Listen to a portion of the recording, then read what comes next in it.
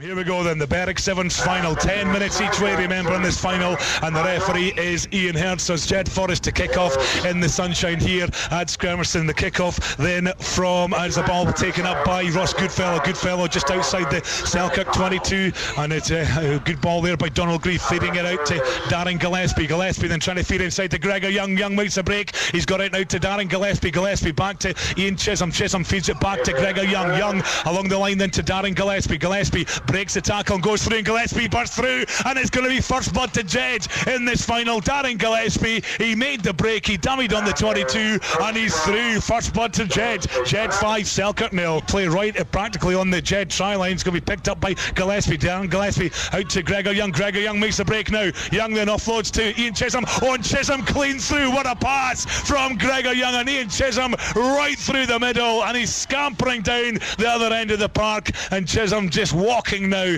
to the try line. I'm sure Ian Herd will tell him to jog on and just get it dotted down behind the line, but Chisholm, I think it's been a long afternoon, it's been a double weekend for them. He's going to touch down and extend Jedforest lead. Jed 10, it's Selkirk 0 with the conversion to come, but you know, risky stuff there from Jed behind their own try line, but they had the confidence to do that. Great break then from Gregor Young, he just had the nice to just offload it, and Chisholm at pace burst through two Selkirk players right down the middle. Can he convert his own try? The answer to that is yes, he can. Jedforest 12, it's Selkirk 0, and Selkirk now with a fight on their hands in this Berwick Sevens final. Picked up though, Selkirk recycle out to Fraser Hartness then looking to get the pass. He's been tracked though by Gillespie and Grieve.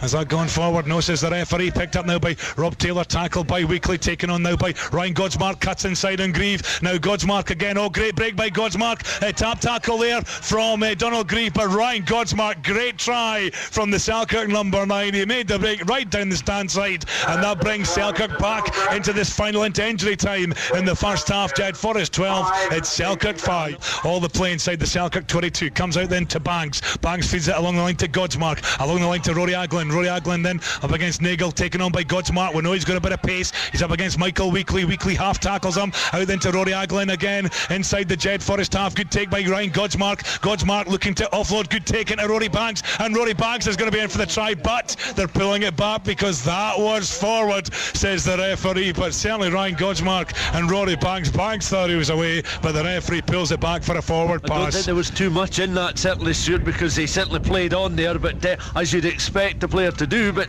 I don't think there was a great deal in that. But the referee and the touch judge were certainly in a good position to make the decision, and so maybe a let off for Jedforest there, because Selkirk had opened them up. They did indeed. 4 minutes gone in the second half of the Berwick Sevens final. Jed 12, Selkirk 5. Ball comes out, Ross Goodfellow scoops it back to Ian Chisholm just about half away, but he's been caught, double tackled. Rory Banks and Harness, by the ball's recycled 10 metres inside the Jed half, comes out to Gillespie, out to Gregor Young will try and find a gap, feeds it into his brother Lewis Young. He makes a break, and Lewis Young's away, and yet Fraser Hartness didn't even attempt that. He saw the number 7 jersey, he knew he wasn't going to catch Lewis Young, and Young is away. His brother Gregor tell him just to slow it down, wind down the clock, and Lewis Young touches down for Jed's third try. Is Jedforest 17, it's Selkirk 5. 4.5 minutes played in the second half. It's Neil Darling, taps and goes out to Mike Davis, who's come on the field of play, out to Rory Banks then goes to the gap and he's through. He's been tackled though by Chisholm, and it's good palm back there from Ross Goodfellow, taken on by Gregor Young, out to his brother Lewis Young on the stand side. Lewis Young then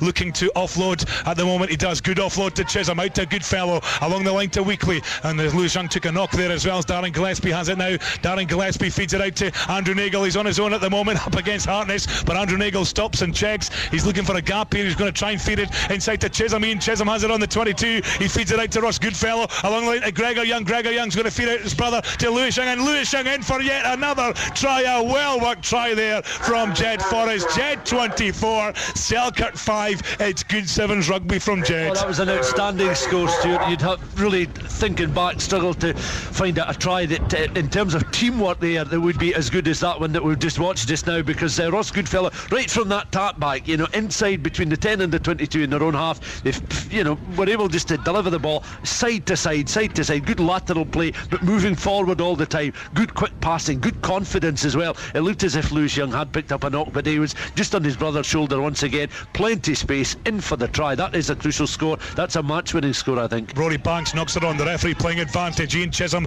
on the ball, offloads it. There's Gregor Young, kind of kicks it back, and he feeds it out to Ross Goodfellow across the to 22. Goodfellow makes the break. Can he offload? He does. Inside, taken on well there by Michael Weekly. He's caught about 10 metres short. Kept alive though by Lewis, out to his brother Gregor Young, but Gregor caught just inside the Selkirk 22. Is the ball now picked up by Lewis Young? He goes to ground though. Is Jed going to recycle this ball? I think they are. It's picked out by Goodfellow. Long pass out to Darren Gillespie. Gillespie, oh, he cuts inside. Gillespie at the angle and he goes in. That's going to seal it for Jedforest. Great try from Darren Gillespie, and is now Jedforest 29, Selkirk 5. If you're looking for a man of the tournament, you're going to do a lot to find a better player throughout the entire tournament than Gillespie. I mean, he's put himself about all afternoon.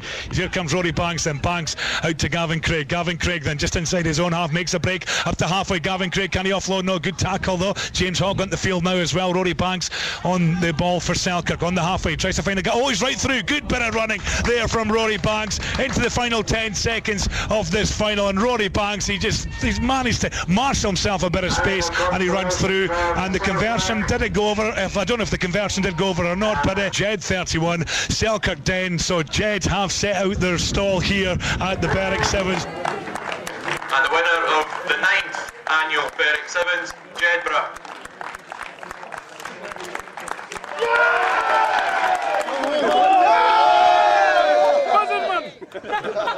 Yeah, 2 finals on the trot though, obviously disappointment, but as I say, you're still up there in the King's title hunt. Oh, that's it, you can. Two finals on the trot. You can, we've done it a few times now. You can, we've been a final at Berwick and the final in Hoy. You can kind of won yin last year, and kind of year before we didn't win either of them, and it, it's been tough, and kind of come back down here again holding the trophy. We wanted to take it back to Selkirk, but kind of it's not happening, so we'll pick up a trophy somewhere else before the season's finished. No doubt, I'm sure you will. It's certainly going to be a tight race, and I think it might go right down to the final game, possibly like last year at the Jed final. I hope it does. I think that's good for everybody, and it can be good again to have 3 or 4 teams in the mixer for the Kings of the Sevens.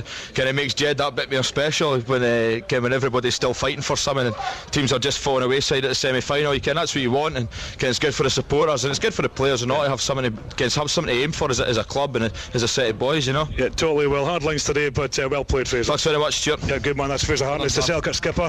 Darren Gillespie shaking the hand of the Jed captain, Darren Gillespie. Well, Darren, obviously you seem to enjoy yourself out there today. I did, especially after winning, and we rode our luck a wee bit in the first couple of ties and that, so good to come out with the win. Yeah, I mean, obviously a tough day yesterday. You disappointment to lose it to Hoyk in the semi-final. Yeah, we can. Same yesterday, we rode our luck as well, and just unlucky in that been to the bottom right at the finish yesterday, but all credit the boys stuck in.